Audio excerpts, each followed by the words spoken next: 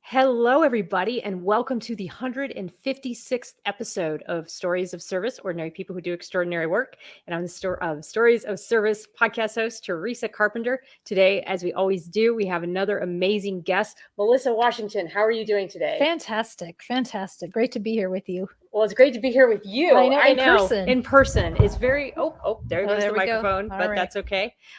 Many times I do these podcasts remotely, and usually it's the only way I'm able to do them is because people live all over the world. But today I'm just so blessed that I'm at the Military Influencer Conference, and I have this opportunity to do some podcast interviews in person. And that's really exciting to me. And somebody like yourself who is absolutely so accomplished, has done so much. I mean, we're going to talk about it. I'll read your bio a little bit and then we'll get right into the questions. But man, publishing a magazine, running a Women's Veterans Alliance organization, so many things to consulting, speaking gigs, writing a book. I mean, oh my gosh, it goes on and on. And so I'm just so excited. And one of the things that really strikes me about your work is that it's all about giving back and being of service. And that's what the show is all about, is giving back and being of service. So Melissa is an award-winning advocate, speaker, author, entrepreneur, CEO, publisher, radio host, and proud Navy veteran. But woven, as I said, throughout all the diverse pursuits is a mission of service and a passion to empower her fellow women veterans. One of her most notable accomplishments was founding the Women's Veteran Alliance. This global Women Veterans Alliance. This global organization seeks to empower and positively impact the lives of women veterans. The nonprofit wing of WVA Women's Veteran Giving gives women veterans opportunities to gain valuable career experience and successfully integrate back to civilian life. They also help women veteran-owned businesses, which other organizations often overlook. And to date, over $20,000 has gone to women and veteran-owned businesses. And in 2016, she created and produced the first Women Veterans Unconference. Join us as we discuss today how you went from helping people on your kitchen table with their LinkedIn profiles to running several businesses, writing books, magazine, and appearing in numerous international media outlets, and all dedicated to helping people grow their companies. So first off, I know you served in the military. Tell me a little bit about your service. My service, yes. So I served in the United States Navy. Mm-hmm. I was a storekeeper. Now they're called logistics specialists. Okay. My first ship I was on was a rescue salvage ship, a USS Grapple out of Little Creek, Virginia. Okay. And we did in Norfolk, near me. Yep. And we did a 6-month deployment to the Mediterranean. So, Mm-hmm. you're 19, 20 years old going to the Mediterranean. Pretty cool time. But I'll backtrack. So after boot camp, I went to my A school, which was in Meridian, Mississippi. Mm-hmm. And that's where I met who would be my husband. Mm-hmm. So, Okay. yes. So we met kind of just went our separate ways because I ended up, getting stationed on the East Coast and he was stationed the West Coast. And so I'm from California. Mm-hmm. And I wanted the opportunity to come back to California, and they said we had to finish your enlistment. So, but there's always somebody that knows something. They said if you can do what's called a swap, and I don't know if they do those currently or what, but this is the early 90s. They said if you find somebody, a woman, equal rank, because that's Mm-hmm. E4 at the time, with same amount left on her contract. Mm-hmm. So this is before Google. This is before internet. Right. So I'm making calls and my chief's we're just trying to find her. So I found her because I was determined, found her in San Diego. So she came to mine. I went to 32nd Street in San Diego. Duty swaps. I do remember those. I don't know if you guys remember those, but yes, there used to be that thing where if you wanted to be somewhere where somebody else was and you guys had was it the same amount of time left? Yep. Yeah. I can't believe I remember that. Yes, That's a long time ago. And it had to be a woman because in that billet was, Mm-hmm. And this was before women were on combatant ships. Granted, we've been on ships, but we just weren't on there. So so that's what I had to do. And so went to 32nd Street, went on board a destroyer tender USS Acadia. Mm-hmm. A lot of people know her as the Love Boat because the previous med cruise they were on, a lot of women came back pregnant during Desert Storm, but I was not on that at that time. Mm-hmm. So came there, and a month or two later, we're doing a deployment Westpac. Wow. That's so interesting. And to think all that happened because how did you find her? I forgot how we found her. I don't know. It was just calling. I mean, because I kid you not, people think, oh, it's easy on, you can just Yeah. do a post somewhere. But no, it was just like literally calling, looking and, Knowing different. somebody who knew Yep. somebody and just trying to work that network. Oh Yes. my gosh, what a story. One, it's great too. I mean, because also we're the same rate. So just trying to find other SKs that would do it. Okay. So how many years did you serve? So I did 3 years active and my 5 reserve. Okay. And I got out early. And during that time in 1994, President Clinton was downsizing the military. And so I raised my hand and I said, I would like to get out, even though there was some pushback. But of course, you had to send the chit up the chain of command. And this was back when we had to do it was like the multi-copy piece of paper. Everybody just signed it. So yes, the carbon copy paper. Yeah, yes, where you had to write on it, and then it would just go through. So thankfully that came back after all that. So one of the reasons I wanted to get out is I was pretty much done. I mean, I've been around the world in that short amount of time. And then I was going to marry the Marine. And he was one of those guys that grew up like, I'm going to join, the Marine Corps. So, and he did 21 years. So it's like, I don't want to be dual service. Right. That's just really, especially, trying to figure out whose career takes precedence and then trying to follow each other around. And we're both deployable. I mean, he's deployed. So I got out, I got off the ship.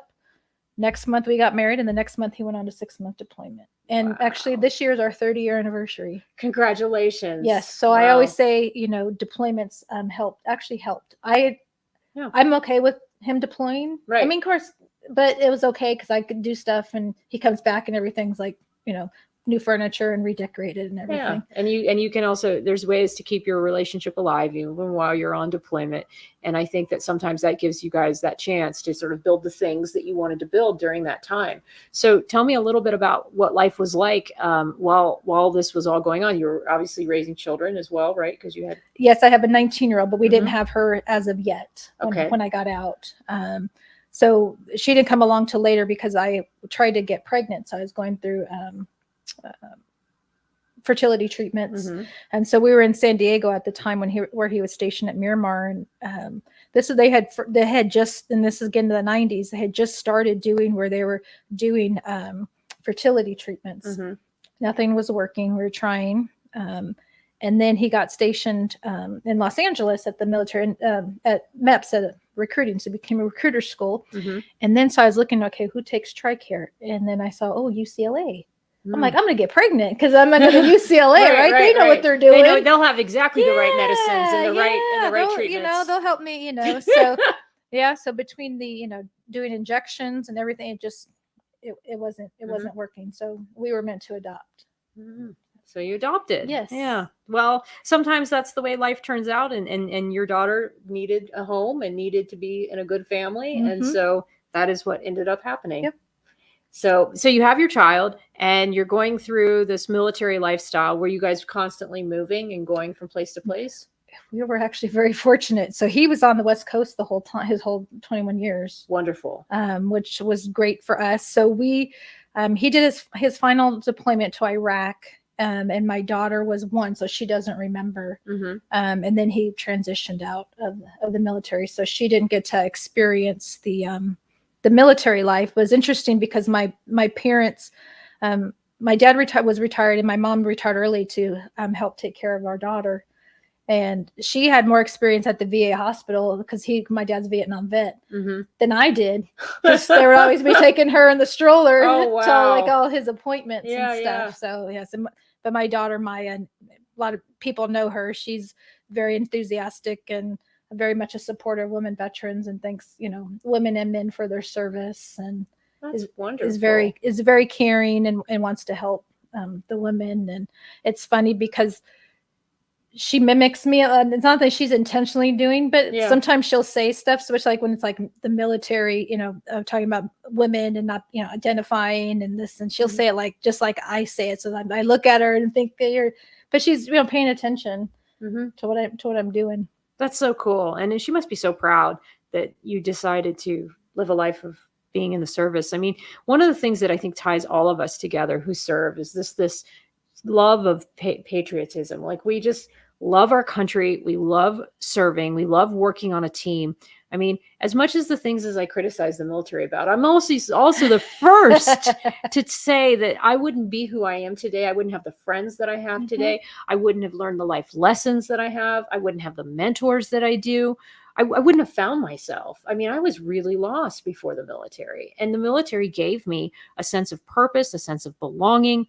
I mean, and it's just wonderful. Like, you go to a thing like this at Military Influencer Conference, and it really hits you. Absolutely. Like what this community has given all of us. And I'm talking to someone. It's funny. Her and I are sitting there, and other people that she knew and I knew came in. We sat around and started talking. But it's very much relationship here. Like, people want, like, if you go to like a chamber meeting or one of those, they're just trying to sell their products and services.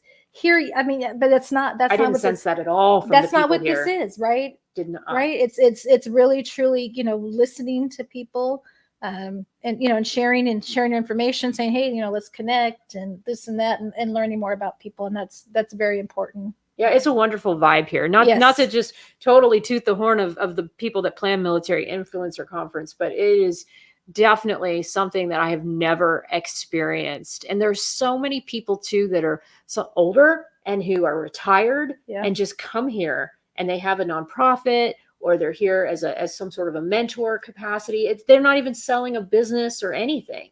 So it's definitely an amazing experience. So tell me a little bit about how your journey got started. And by the way, thank you, Laura Hatcher. She says hello. Oh, Laura. Hello, so Laura Laura is on the line. She says hello to two of my favorite veterans. So go Navy. Woo, woo, go Navy. Go Navy. Woo, woo. So tell me a little bit about how you got started giving back to women veterans. Absolutely. So back in 2000, 2014, trying to think, 15. One of the things is I started giving back to just veterans. Is I was doing LinkedIn workshops and training, which all started because I got laid off from when I was working at Oracle back when the economy downturned. But one of those things, so I live near Beale Air Force Base in California, and I was talking to someone who they invited me to come to the Air Force Base to teach a LinkedIn class. So, I mean, I didn't have a business. It was just something I was really just developing, and I was still unemployed and all those things. But so people saw that you were active on LinkedIn. Yes. And that you were sharing your story. Yes. And they said, how can I share my story? And they asked you to come teach a seminar. Yes. So, and actually Monday, that's why I didn't come out here earlier. Actually, Monday I was there at Beale Air Force Base because I do about 4 a year. That's awesome. And I teach LinkedIn to transitioning service members and their spouses on how to use LinkedIn. But it all started because I got laid off, because I started doing LinkedIn workshops at my dining room table. And then that evolved into a business, to where then evolved to me working at LinkedIn and doing global corporate meeting planning at LinkedIn for a few years. But one of the things that I wanted to find was an opportunity to network with women veterans in more of a professional setting. So at that time, there really wasn't a lot of women veteran groups out there. There were like support groups, but I called around and said, hey, no. And I wasn't interested in the traditional legacy groups at that time. Right. And you were also looking for something that was more of like a professionally driven. Yeah, absolutely. Because I come from corporate America. I worked in corporate America. I was in recruiting and human resources for 12 years. And that's what I wanted. I wanted, where we can talk and also break bread. So I put the word out. I use social media, and it's like, hey, we're getting, women. So it wasn't Women Veterans Alliance at the time. This was just a group of women meeting. It was a meetup group. Okay. And so we got together in January. So we'll be celebrating our 10-year anniversary in January, this coming January. Wow. Of meetup groups. So we got these women. So I always love it always gives me goosebumps thinking about it. So we're at El Chorritos in Sacramento, which unfortunately is no longer there. They bulldozed it down. So, I get a table, and you don't know how many women are going to come. So we're at this, so we fill up this big long table at the restaurant. We have officer, enlisted, all, branches of service. Most of these women didn't know each other. I love it. So we're there, eating, food. We're having, drinks, laughing, crying. It was amazing. We could have shut that restaurant down. So here we have these women who have now this connectivity which was amazing. So I said, okay, let's meet the third Thursday of the month. And I said, okay, I'll find a location and I'll find us a speaker. So that way we can like move it around. Sure. I said, no problem, because I had published a book in the previous year. And so I was doing that on my LinkedIn, but I said, okay, I'll just do this. It's easy to find that. Then it just kept going and going and going. So the first year or so we had like a chapter model for women. And then we had our unconference in 2016. But I never would have thought, like, if you said, oh, where do you see yourself in 5 or 10 years? I would not say that this would be what it is. How did you keep building it? Because at first it was in person. Yep. And so you would just find speakers that you knew locally in town, people that you knew through professional networks, and you would invite them to come and to give a presentation. Yeah. And that was it. Yep. And then how did you build it from this the chapter? Would you just meet women that lived in other areas? Areas. So since I know LinkedIn, I use a lot of LinkedIn. Just I'd look at their profiles to see if they served, and I would send them a message saying, hey, would you be interested in coming? And it was interesting because I have a lot of women that have come because I reached out to them on LinkedIn that didn't identify themselves as veterans. Interesting. They'll say, I served. So it's just, because if using LinkedIn was the perfect platform because these are professional women, and that's, right. And it's a professional platform. So with that, and I have this one lady, she came to one of the meetups, and she says, I thought I was the only woman veteran in Sacramento. So imagine how women, and men might too, but just think of there's probably women that feel like that, like they're the only ones out there. And it just kept growing. It was like growing in Sacramento, and then we had to split off that group and form another chapter. And then other people in other areas were hearing about this. And so the meetup was only open to women veterans. And when I say women veterans, I also include our active duty guard and reserve ladies.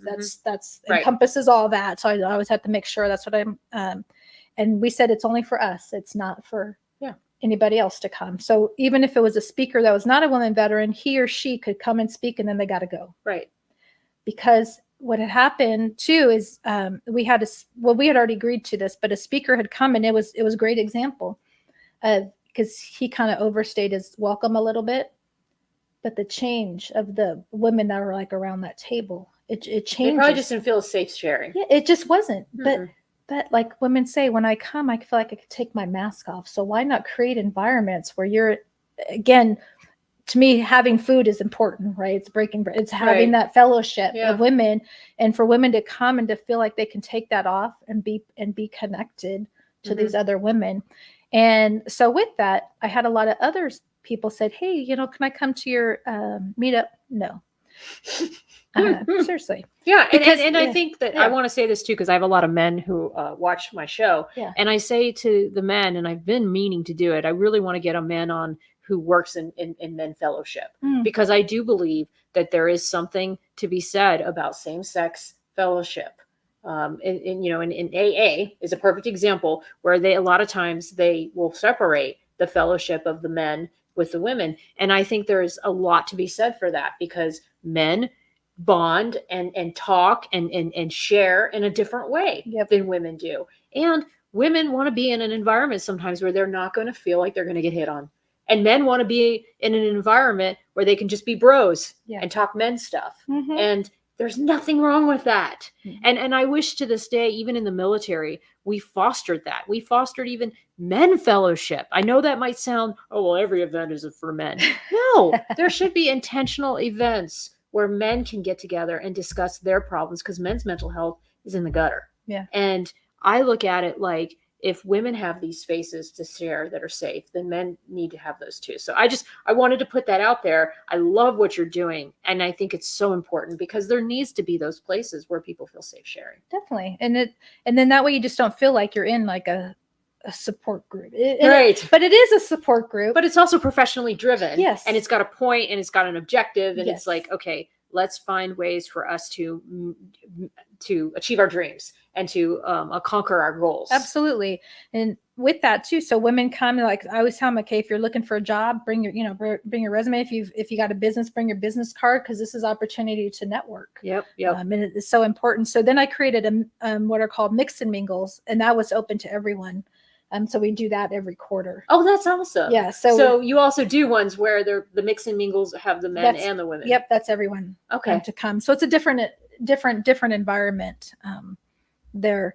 And I still do meetups because we don't have the chapters anymore. So, and actually Laura is on here. Yeah, she has a couple questions too. LinkedIn is still where all the adults reside, and I agree. And to be honest with you guys, that is why LinkedIn is my biggest podcast audience, because it's really where my demographic is. And it's where I really feel like the most mature conversations happen.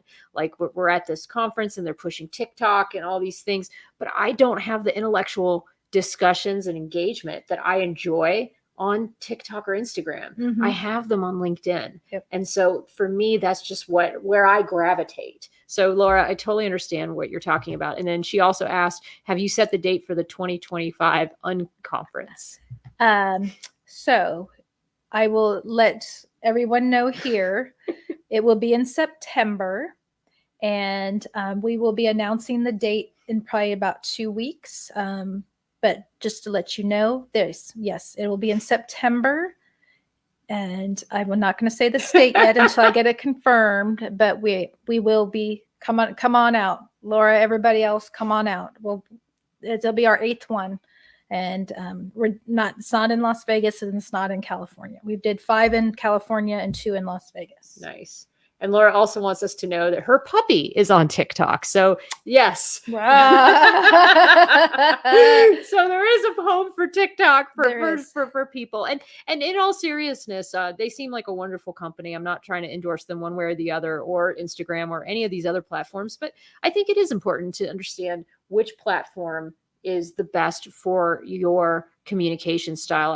There was 2 guys today. The gentleman, I think his name's Zach, vet with a sign. Mm-hmm. And then there's Tyler Vargas, the gentleman who's tragically injured in the Afghanistan pullout, but has now taken his products and some of the things he's selling and causes that he worked for. And he does a lot of that stuff on Instagram. So I do believe that every platform has its purpose. And I still use Facebook. I still use Instagram, but because I still have friends and some people that are on them, but LinkedIn is definitely where I'm most comfortable residing as well. So tell me a little bit about, you've got the conference, but then there's the book and the magazine, and tell me a little bit about some of those other projects. Yes. So I have 2 books, but we'll talk about the magazine. So a few years ago, I was thinking about how can we get resources out to women, but how can we also highlight women? So that's where me and my co-publisher, Christina, I started talking to her because she worked with Avow magazine, which was out. And I said, hey, I'm thinking about doing this. And she said, let's do it. So the 2022, we launched the Women Veterans California magazine, and it's a publication. It's available in print and digital. Mm-hmm. And the uniqueness is it features women veterans in or out of uniform on the cover. Mm-hmm. And that's what I wanted. So whatever the magazine's lane, they're going to see the women on the cover. And so we ask women to submit articles. And what's unique about this publication too is it features all the VA hospitals, all the vet centers. Oh, that's really important. So it has all this information right there. So anybody can read the public. I mean, it's beneficial to anybody. Right. It's just, you're going to see a lot of articles about women veterans. Right. As it should. And that's the intent. So then we went to Texas, did same thing. And then I learned about publishing. Yeah, you learn that whole world. Yes, and what don't, okay, the cost of printing, the cost of all this stuff. And I'm like, okay, there's, considerable cost to do this. That's why I'm sure publications don't do it anymore because of the cost, but I see value in still doing print and digital. So then I got a call from Brigadier General Maureen Weigel out of Pennsylvania. And she says, I want, how can we get this magazine? And I said, well, this is what we need to do. So we started last year, And that publication was 100 pages. The other two were 64 because of all the articles, and then also the help of the push that they did there in Pennsylvania. Wow. To get that publication there. So it's a Pennsylvania focused women's veterans magazine? Yep, so all the magazines, yeah. So any magazine, it's specifically focused on that state. On that particular state. And how does if somebody lives in a particular state and they wanted to have a magazine in their state, would you work with them to Absolutely, try to, yeah. And then because you probably have like a standard template, and then they have to, of course, help populate the articles and the content and other things like that. Yeah, so we do all that. So Christina, she's the one that'll lay everything out because we want to make sure it's consistent. So it's asking those to get, we need paid advertisers because we need money to do it. And then, getting the resources, and then getting the articles. We had in Pennsylvania, one of the veterans homes, they wrote like different articles about the women. I'm a little biased because I'm from California. I love California. That was our first one. But Pennsylvania, I mean, if you look at the publication, you see women from, current to, World War II. So it's just the articles that are shared in there. It's amazing, because what's so important too is it's all about legacy building. I think too, as I get older, it's like, what's my legacy? But also too, how can we help other women with their legacy? So yeah, because they had like their families bought the publication, and that's so VA cool. hospital, and we send them. So all the publications, all the VA hospitals get a free copy, all the vet centers get a copy, the USOs get a copy. Of course, if they want more, they can pay, but we mail all those out too. Oh, that's great. And I think that sometimes when you're in a waiting room or you're somewhere, I mean, that's usually what you do is you pick up a magazine, or you don't always have to be on your phone. I mean, sometimes it's nice to actually have, I mean, maybe I'm just old school, but I like having an actual magazine that I read and the pages that I flip and things like that. So I think it's just really interesting to have something like that. So that's the magazine. Now tell me a little bit about the books. So in 2014, I launched my called Get Back to Work. And that all started from my job checklist that I put together for a job seekers group that I ran while I was looking for work. Just felt that was a better way to get a larger reach was the book. And of course, the largest chapter in there is about LinkedIn. And the reason I called it Get Back to Work, because pretty much all the same principles as finding a job is the same for businesses that are going out there to find work, right? You got to do the same thing, your LinkedIn profile, and you have, business cards. Well, now it's QR code. That wasn't there when I wrote the book, but it's the same thing. Like your branding, your statement, like who are you going to be? So that's why I did that one. And then I started to write another book about me and how I started my journey. And just so happens, I was asked to speak at this event that Rochelle Lawson put on, and she wanted a veteran there, but she said, "Hey, we have this book, a collaboration of 20 other authors. We'd love for you to be part of this." So that's the Unstoppable book. So I'm chapter 10 in that book. So I was able to take what I had already started, instead of me putting a book, to put it in there. Put in the anthology. I've been a part of 2 anthologies, and it's such a cool experience. It is. Because you feel like you're on this like little cool team with all these other awesome authors. And I've done it twice. And both times was just an incredible experience, because you get to process a story or an experience that's meaningful to you, but then you're also part of this team of other authors that are doing the same thing. And so it's just it's an amazing experience. Yeah. So I love being part of, I got to meet all these women. There was only 2 veterans in the book, and it wasn't about being a veteran. It was just being part of, this book to bring the visibility.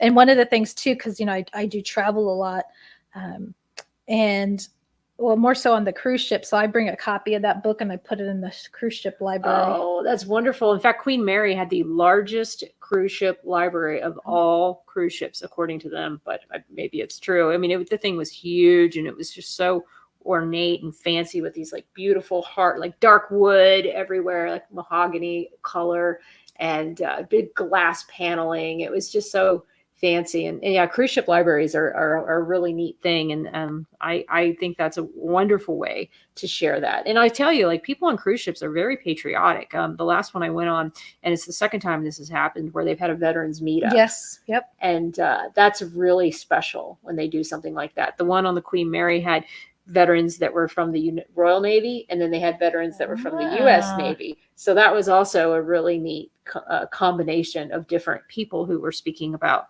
serving in the military and their time there. So I guess, my God, you just do so much. And so I guess what I want to know sort of is what drives you? Like what keeps you motivated and keeps you working on the next thing? I don't know, as far as motivate, this is my purpose. This is what I'm here to do. This is my ministry. This is why I'm here, to be able to share my knowledge and be creative and think of other things that I can do to help elevate our women veterans and to help, be their voice. So when I go and I talk, I talk about, share a little about my story, but when I'm talking as a whole, as a collective, because, we need to be seen. And you're a fierce advocate. One of the things, this was the reason why I'm such a fan of your work. And two stories come to mind, and please talk as much or as little as you feel comfortable sharing. But number one, you came close very recently, I think, to having somebody try to use your name or your logo. Yes, it's happened 5 times. What? Yes, happened. Name and the logo. Wow. Yes, in different capacities over the last almost 10 years. How? This is my brand. I mean, people know Women Veterans Alliance, and sometimes it's all in one sentence: Melissa Washington, Women Veterans Alliance, or Women Veterans Alliance, Melissa Washington. It's the same, and and of course, trademark the logo and all that stuff to make sure, But this is your IP, right? This is your intellectual property that you've created. Yes. And so you'll have people. So when this happens, do you try to just reach out to them first and absolutely. politely say, absolutely. hey, I'm the actual, and then sometimes they do, sometimes they don't. Sometimes they don't, or I have to get an attorney involved with a cease and desist with that. Some of it just may be naivety, but some of it's not. Because if you Google women veterans, I guarantee you Women Veterans Alliance is going to pop up on there. Well, it's really interesting because the S.O.S. name, there's so many who have that name in their logo, but Stories of Service is sort of just a phrase almost. But there's the Vet S.O.S. and they've, I think, branded that together. And then I'm just S.O.S. But if you were to do the IP of S.O.S., you find out there's like a PBS story about it, a PBS news documentary. Now I don't monetize. There's very much reasons for me not to because of my active duty status. But when and if I ever do build this as an LLC or as a business, I'm definitely going to have to be very creative in what word I attach with it and do something to protect the brand, because you don't want people Googling Women's Veterans Alliance and then having another company come up. But my question would also be, just because I'm curious, you've been around so long and you've got that 10 years of time. Even if they did, wouldn't it just be way down in the Google searches, even if they tried to use the same name? I mean, they could, but it's also too utilizing the name if they're going to apply for a grant or other things. Oh, right. And then they're just mixing, donors are so confused. It could be confused, because you have the charitable side of your company as well. And we used to have chapters. I had chapters outside of California, and so if you're going to use our name and then you're going to add your city or your county, that's kind of the same format that we used to do on our chapter model. Right. So you can't. And I will do whatever I need to do to make sure. And I mean, hopefully other people would too. I mean, you don't want your name or your logo change or something else happens with them, and then they think that they're part of. No, they're not. Right. And that's another thing too. You're right. If somebody has the same name as your business and then that business does something that's not so great or whatever, has something happen, and then people are confused and they think that it's your business. And that's just one example of how you're such a warrior. And I don't know, like I said, please tell me to shut up, and you don't want to talk about it here. But I think this was probably the reason why I was just like, oh my God, this lady's such a warrior. And then it was funny because Laura Hatcher, she's on the call right now. Ask her about the airport the airport incident that was off the hook. So tell us a little bit about what happened recently as you were, I think, returning from a flight. Yes. So I will share the story, and you can go on my Instagram. I'm still getting comments on my reels because I had to, Instagram, you can only do like 1:30. So I had to create 4 reels to share the story. So, but people have to watch all 4 because then they'll comment about something that happened. So yes, say take the floor. You can even take the floor. Take the floor. No. I will share this. what was a traumatic experience. So my daughter and I were coming back from the Student Veterans of America conference in Nashville. Mm-hmm. So we went Nashville to Denver to Sacramento, and we checked luggage. And usually I don't like to check luggage. I do travel a lot. I don't, because I don't like to wait. Mm-hmm. I want to have my stuff, but we had to because we had Women Veterans Alliance merchandise that we were selling. So Right. I had to have the. You had to check the luggage in. Yes. Mm-hmm. So we land 16 minutes early in Sacramento, and I get a text from United that my bags were sent on an earlier flight, and to see the customer service. So, and I look at I'm like, yes, you know, our bags are there. Our bag's already there. I don't have to wait in baggage control. Right? This is great. Or we can get on the road. You know, the flight came in early. Yeah. We're baggage claim rather. Yes, we're out of there. So we go down, and customer service, in the front, they have all like the pieces of luggage. So 2 of my pieces of luggage it's a print, and I've never seen anyone have a print like my luggage. Like, I know that's my luggage.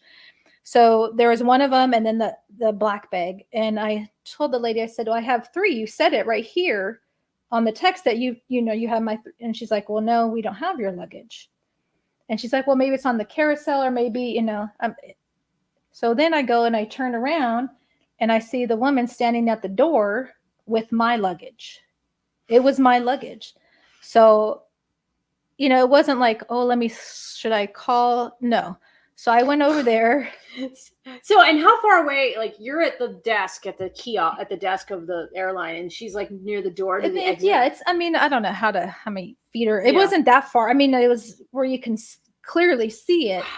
So I go over there, and I ask her, because I'm not going to come out, and I know it's my luggage. So I said, is this your luggage? She's like, yes. And I said, you sure? And I asked her, to open it. So all this stuff this is all just happening like there. I'm trying to, and I'm like, no, well, we'll open the luggage, and I'm pointing to my luggage where she can see that's the set. But what she did is she took all the stickers, all the tags off the luggage, but clearly it was still my luggage. And then so they're like tussling and throwing a punch, and it's of course it's all on camera.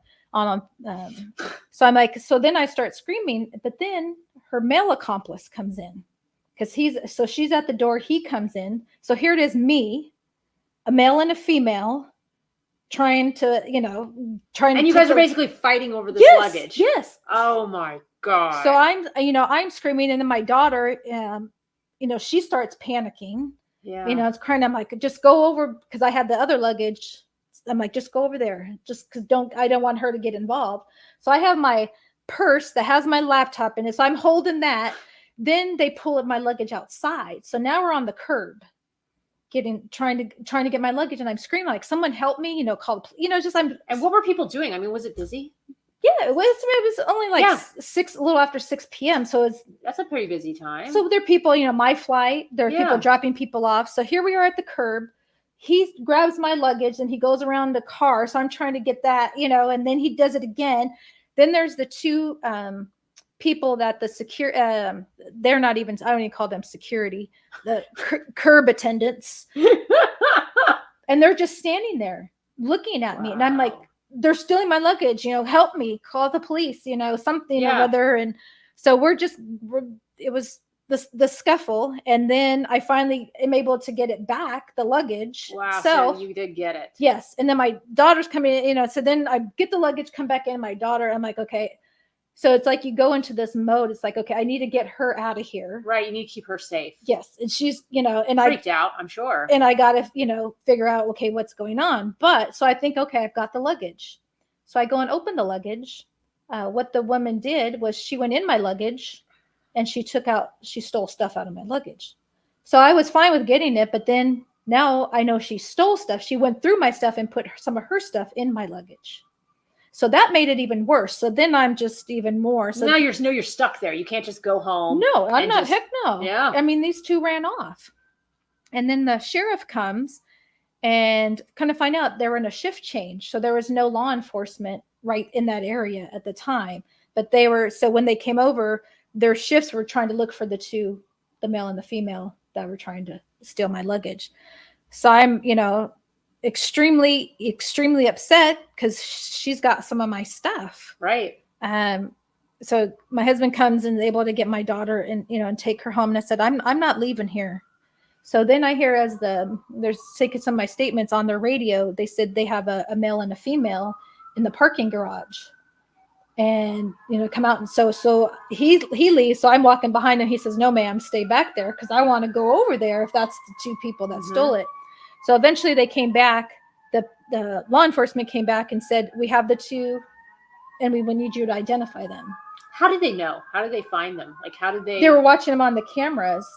So the law enforcement that were at their shift change were watching what was going on. I don't think they watched till, and I don't know this. I don't think they saw it till somebody had to call like 911. But there was like a scuffle for a little while. Yes, there was. So from that point forward, they had to have been watching somewhere to at least know where they went. But I'm thinking maybe the two attendants or maybe some other people said, "Oh, the two ran off." Right, right. So I went over there with the supervisor. I was in the front seat, and they had to stand in front of the car, and they had to take off their hood. Then they tried to change their clothes. Here I'm like, okay, I know who you I know what you look like. So went through that. So then on the ride back, I'm talking to the sheriff. I'm like, okay, what's going to happen? Okay, he's got to be arrested. And I said, well, do I have to go and testify? He's like, no. He's like, these are kind of a open and shut case because everything's on video, the inside and outside. It's on camera. I clearly it's my luggage. So, well, this is what happened. She was there at 2 hours prior. Wow. She came in on the bus. Oh man, that's just. And if you know our Sacramento airport, it's not like it's like you have to take. So she took public transportation to get there. The bus. Yeah. She came there with the intent to steal. I mean, why else would you come to there? You have no plane ticket. You're not picking anybody up. So on the camera, this is what I find out after. So within 5 minutes of my luggage coming on the carousel, she pulls it off. And then she takes it around. She goes like Starbucks, sits down there. She goes in the bathroom. More than likely is where she stole my stuff. And I don't know. I'll never get that stuff back. I mean, some of it was women veterans, our merchandise that was stolen. And then my stuff, it was just weird what she stole, but just have somebody going through your stuff. And then she took the stickers off. So her waiting at the door, and then he was on the bus. He came on the bus too. So he just got off the bus not too long after our little scuffle. So I don't know if she must have called him because said, she had found some stuff and for him to come. But had my plane, and that's why I say the plane came in 16 minutes early. Had my plane not come in, my luggage would have been gone. Oh, yeah, it would have been gone by the time you came there, and then you would have never seen it again. But for her to wait 2 hours, I mean, she waited 2 hours. And why your luggage? It's so random. Well, and that's the thing. It's like, well, maybe nobody else would have done anything. It's like, okay, why does this have to happen to me and my daughter? Because it was a very traumatic experience. It is a very traumatic experience. That whole week was just like a fog. I had to cancel stuff. I'm like, that's so stressful. And you're just replaying it like, okay, should I? And I do the same thing again. It's funny. And I look on the reels on Instagram of people like, oh, you should have did this. Well, you know what? There was no law enforcement there. So what am I supposed to do? That's my property. She's stealing from me. Yeah. You took matters into your own hands because there was nobody there to help you. And you've also set the example for your daughter, in my opinion, of what you should do if something like this happens. And you know that you can protect yourself. I mean, I think that's the only thing that I would have been caught weary of is like, what if this woman had a knife? Trust me. Well, yeah, all those things are going through your head. They could have a gun. They could have anything. They could have had anything. And nobody helped me. And that still hurts me that everybody just stood and watched. I think people are just so, desensitized to want to help their fellow neighbor. Well, they were watching, but they just didn't want to. Maybe they felt I had it under control. I don't know. Yeah. But they got so in California with the theft, they both got 6 months in jail. So unless they've committed another crime. So I had to go and I had to testify, which was absolutely ridiculous because everything's on the camera. So I don't know, so I had to testify against both of them. It didn't go to trial. They pled guilty. Well, he pled guilty first. And then she was trying to go to, it's like a mental health diversion court. Okay. But that would have taken like a year for her to go through. I'm like, come on, she knew what she was doing coming there. So finally in July, so this happened in January, and I it's like, I need to be done with this, because he was already in jail. Finally in July, she pled, and they did partner with the victim's advocate, which was great for me and my daughter. Just have somebody there, also someone in court. That's nice. And she said, "Do you want to make an impact statement?" I said, "Hell yeah." Good. So I made, she's there, and I made my impact statement. And then I go to sit down, and the judge asked me, he says, "I see a woman veterans organization." He's like, "Did you serve?" And I said, "Yes, Your Honor, United States Navy." And he said, "Thank you for your service." And then he looks at her, and he tells her, oh, and then he asked me about my daughter, because my daughter's on the spectrum. And, this was a traumatic experience. I mean, traumatic experience for anybody. It is. But somebody, having that as far as her, that was worse.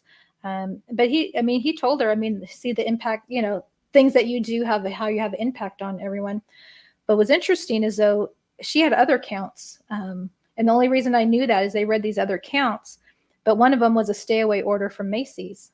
So, she'd been doing this. This was something that... but she just took the wrong person's luggage. As she read the impact statement, were you able to look over at her or assess I did, her body but language? No, her attorney stood in front. Her attorney blocked it, because they're like in a cage.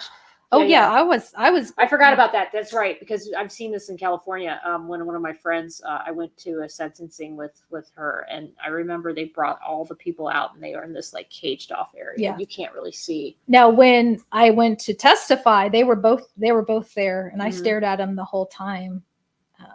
So you would like to hope. I don't know if people would, but you would like to hope that people, when they see how something impacts somebody, and they see the totality of what has happened, but when you're in that mind state that sometimes those people are in, they just don't think about those things, which is really sad. No, it is. Yep. But you did the right thing, and you did something that will obviously, I think, is a point of pride for you and for your daughter, that you stood up for yourself. And there's a lot of people that won't do that. And so I think you have a lot to be proud of for that. Thank you. I appreciate that. And like I said, I would do the exact same thing again. So I got rid of that luggage because I didn't want to see it anymore. So no memories of that. I donated it way far away. I was like, I do not want to see. I love the luggage, but I was like, okay, I got to buy some new luggage. Yeah. Well, I'm glad you shared that story, because not only with me, but with your followers on Instagram, because I think we need to hear stories of people who fight back, and then what it takes to fight back. We are all fighters in our own way and in our own battles. And I think that we need to hear those stories of resilience and survival. And those really are. When something like that happens, you have to know that you can stand up and you can act. How's your daughter today? She's fine today. Yeah. As far as that, it was a rough, that month was pretty rough to go through that. But, we can talk about it before it was really just difficult to talk about. But no, we're good on that. Well, and the thing is too, is I felt, so I travel a lot. So I have to go to the airport constantly. And I honestly believed it was evil or whatever trying to stop me from what I'm doing, because I felt that if they had this happen to me, that I would stop traveling. I would stop doing my purpose. No. No. Yeah. That's like, you can't do that. You can't hold me down like that. No. And that's what I, and this was shared with someone else. So that could be, they want to stop you, because I literally had to travel like 2 weeks later going through that same terminal. And I continue to go through that same terminal where the incident happened, but it's not going to stop me from doing it. No. Oh, I love that story. I really do, Melissa. Oh, yeah. It's just, gosh, it just shows you, like, people go through so much, and they have things happen to them, and they just keep on. And that's what we have to do. That's what life is all about. Yep. We all go through things. Yes. And everybody has a story, and everyone has something that is hard, and everybody has something that they struggle with, and we find a way to help one another out and get through it. Tell me a little bit about what you're working on today with Women's Veterans Alliance. I saw this like global webinar online. It was made me so happy when I saw it. Yes. So we have a couple of global things. Last week we announced our global travel club. Okay. So we want, get women veterans and come on some overseas adventures and cross stuff off your bucket list. So we've got that. But the one that we're going to officially announce this week is our Women Veterans Global Alliance. I've had calls with women veterans in Canada and as well over in the UK, and talking. And I'm very much a connector. I like to, that's what I do. Right? It's like right. That's what you're doing with this Women's Veterans Alliance. Yes. Is that you're bringing these people together and you're connecting them. Yes. So it's like, okay, so we're talking, and I'm like, well, do you know anyone in other countries? And they're like, yes. And I, oh, it's so cool. I said, well, why can't let's bring us together as as one, and to be able to share our stories. We think the US, we're kind of far back as far as helping our veterans. They're even further. So let's give the opportunity to share best practices and other things, because just think how powerful it's going to be for us to all of us come together.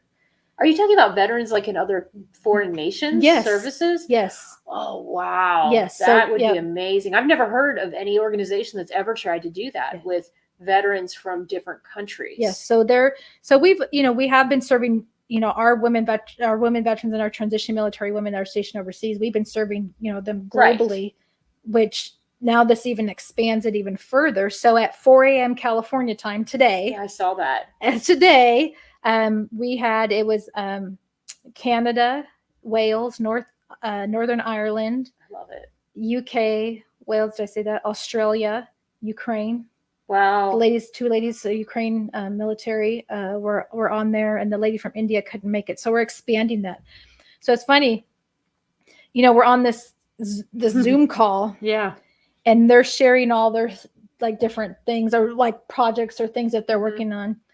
And it's, and of course, some of them with their accents, it sounds a lot better with what they're doing.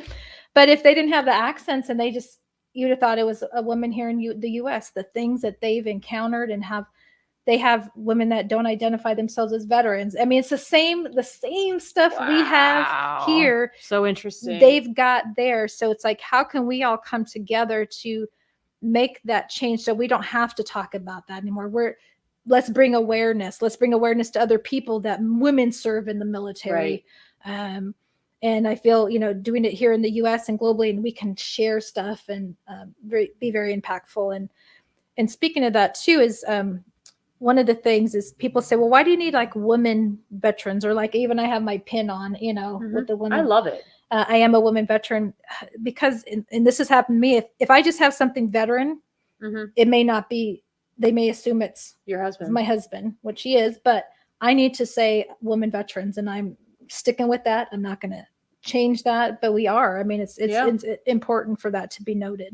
And it's important to be proud of your story. I mean, I think that there is this mentality, and I've dealt with it when I started all my platforms, where people thought that what I was trying to do with my podcast, and even with sharing the things that happened to me and my husband or this or that, they thought that I was doing it in a way to basically promote myself. And it would always frustrate me when people would see that, because what I really wanted to do with these platforms, and what I continue to do, is I want to show how empowered you feel when your voice is heard. When I'm able to like put something out in a blog, or I'm able to release something in the way that I felt about something and reflect on something in a different way, it's like this weight is lifted. And that's what sharing stories does. If you do it in a small group setting, like a webinar, or you do it in a podcast, or you do it through a painting or through a play, it doesn't matter what art or what medium you do it through. That is just, it builds confidence and it builds happiness. I mean, I just saw the former one star of the Chief of Information. She's here, a wonderful woman, Admiral Dawn Cutler. And she's just like, you're radiating. You're like so happy. And I'm like, well, I am. I'm doing my shows. I'm seeing all these guests that are, that have been a part of what I've been doing. And it's because I feel free. I'm comfortable with being a terminal 05. That's okay. You know what I mean? Like life is good. Like I'm doing what I want to do with my life. And I feel like if people felt confident sharing their stories, even the bad things that have happened to them, they would make sense of those bad things. And then they would say, wait a minute, it's not so bad that I got a DUI in 2014, because now I know what it's like to have that experience. And when someone comes to me, which they did, and says, please write me a letter and show that you can recover from this, I'm like, yes, I will write that letter because I had it happen to me, and I can, and you can recover from this incident. So I think that the more women that get together and realize that they can be proud of their service, they can say, I'm a woman veteran. Yes. The better off we're going to be. And being our authentic selves. I know we hear that, and that's being authentic. I mean, and that's sharing our story and being vulnerable. I mean, because it could have an impact on somebody else because you're sharing your story. And it is important for us to continue to share our stories, because you think of all the women, like World War II, all the women before that, even Vietnam, they didn't share their stories, and it's gone. I know. So that's why we need to have, whether you're Laura Hatcher photography and you're capturing, you know, the photos, or if you got the podcasts, or you've got blogs. I mean, that's archivable, right? It's there. So it's like, how can we build the legacy? And that's, I also look at now too. And I think once you get, you know, I'm over 50, but that's what I look at. What's my legacy? Because then that rolls over to what other people's legacy. So if I share that, then maybe that'll encourage other women. And, you know, how can they also live to their greatest potential? Oh my God, Melissa. Yeah, you just nailed it. I feel that way about everybody that I meet. How can they live their best life, live their potential, live in what they love doing? And for us who are storytellers, I do feel like it's our duty. It's our duty to be able to give that back to others. And that really helps you, like you said, live in your purpose and live in your mission. Yep. Well, thank you so much for having this conversation. Thank you. And we finally meet. I know. See, it was meant to be. Yeah. After what, 2 years? 2 years. Yes. Here we are. I know. And it was so funny because I had like the old StreamYard that I'd set up for us, like saved, and I'd see it every time. I'd be like, oh, I need to have her on. I need to have her on. And then there was just always a guest that I had promised, or a lineup that I had, and I just never scheduled it in. But then when I found out that you were coming here, I was like, well, this is the perfect opportunity for us to have it. So thank you all for joining the Stories of Service podcast. I know that I was a little bit further back during the show. I'm sure I've got a message from my husband, and I know that's what he's going to say to me. He's going to say, well, you guys weren't close enough. And so maybe for the one I do later with Chris, we'll strategize on how we can put the chairs together a little more. But yes, I do have one more podcast tonight. It's actually in 1 hour. So I'm going to go charge my camera up back, because I only brought one camera, and we're going to have one more show. Chris McGee, he is amazing, and he's going to talk about how he went from an aircraft mechanic, which we talked about a little bit in our last show together, to now a lawyer who is fighting for change. And he was responsible for the DoD doing a very comprehensive study of suicides by job code, and it really shows the mental health stress on certain jobs and the resources that those jobs are given, and then sadly, some of the suicide rates. Now, is that a direct correlation? I don't know, but that's the kind of stuff we're going to get into. And I think it's a really important study that he's trying to do, and he's holding the DoD accountable to do it. So that's coming up next in 1 hour. So please stay tuned if you're still watching. But thank you so much, Melissa. Oh, thank you, Teresa. I appreciate it. Absolutely. You take care. Enjoy the rest of your evening. Yes. And I will see you guys all later in about an hour. Bye-bye now.